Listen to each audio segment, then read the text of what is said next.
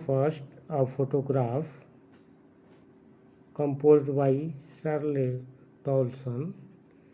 इसका इंट्रोडक्शन हम लोग देखेंगे, हिंदी में पहले समझेंगे फिर इंग्लिश में समझेंगे। इसमें कवित्री हैं, अब मॉडर्न इंग्लिश में पोएट भी कहा जा रहा है, पहले तो पोएटेस ही था, ध्यान देंगे, पोएट भी कहा जा रहा है। कवित्री अपनी माँ को याद करती हैं जो मर गई हैं, मर चुकी हैं बहुत पहले, लगभग 12 वर्ष पहले मर गई हैं, माँ को याद करती है। उनका एक फोटोग्राफ है, उस फोटोग्राफ को देखती है, अपनी माँ को याद करती है। और वह फोटोग्राफ उस समय लिया गया है जब उसकी माँ समुद्र के छुट्टी में समुद्र पर अपने 2 चचेरी बहनों और अपने चाचा के साथ गई हैं आनंद लेने के लिए समुद्र में। फोटोग्राफ को देखकर वो अनुभव करती हैं और दुखित हो जाती हैं, अपनी की माँ को याद करती हैं और अपनी माँ का जो डेथ पर ग्रेट लॉस, बहुत बड़ी हानि है, माँ की मृत्यु पर जो हानि होता है कोई उसको सहन जल्दी नहीं कर सकता है, तो उस हानि पर, उस ग्रेट लॉस पर का अनुभव करती हैं, वह दुखित हो जाती हैं। यह पोयम हमें यह सिखाता है कि मृत्यु कैसे हमको चुप कर देता है और हमारे मुंह को बंद कर देता है, स्पीचलेस और साइलेंस बना देता है। अब इंग्लिश में इसको समझेंगे इंट्रोडक्शन को। The poet remembers her mother who died about 12 years ago.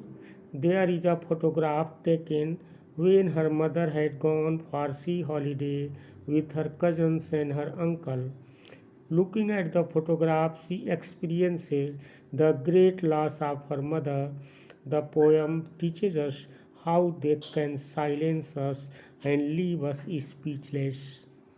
इस प्रकार ये समझे होंगे। The cardboard shows me how it was when the 2 girl cousins went paddling, each one holding one of my mother's hands, and see the big girl, some 12 years or so. All 3 stood still to smile through their ear at the uncle with the camera. Hindi meaning जानेंगे। इसके पहले पढ़े हैं कि poetess हैं या poet भी कहते हैं, मॉडर्न इंग्लिश में पोएट पोएटेस दोनों कहा जा रहा है। तो जो पोएट है कवित्री हैं, वो उनके कमरे में कार्डबोर्ड के ऊपर यानी गत्ते के ऊपर उनकी माँ का बहुत बचपन का चित्र लगा हुआ है। चित्र अभी हम लोग देखेंगे, इसमें साइड में चित्र दिया हुआ है, लगा है। तो द कार्डबोर्ड शोज, गत्ते का चित्र, गत्ते के ऊपर लगा हुआ चित्र मुझे दिखाता है हाउ इट वाज, यह कैसा था, when the 2 girls cousins went paddling.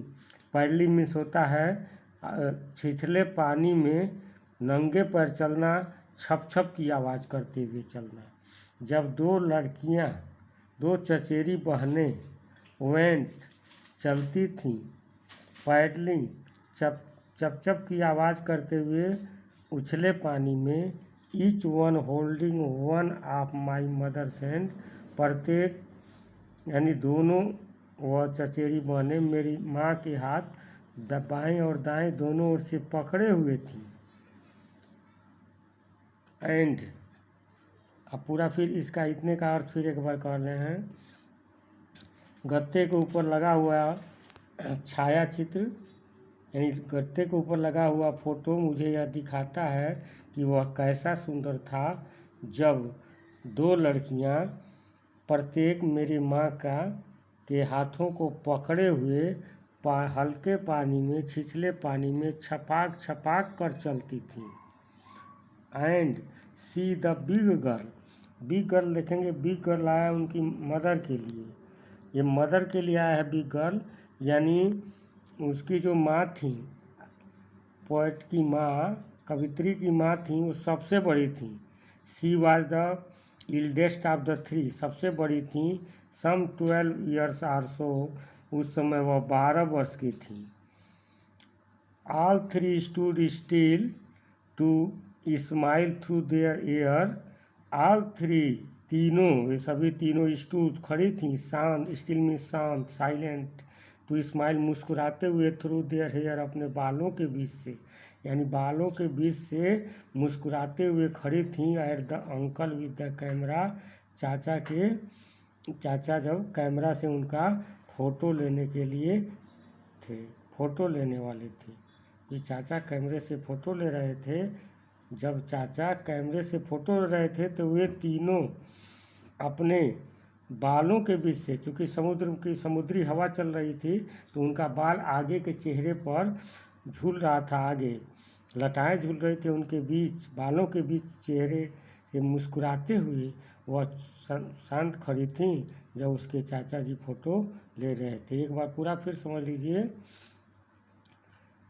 The cardboard shows me how it was when the two girl cousins went paddling, each one holding one of my mother's hand.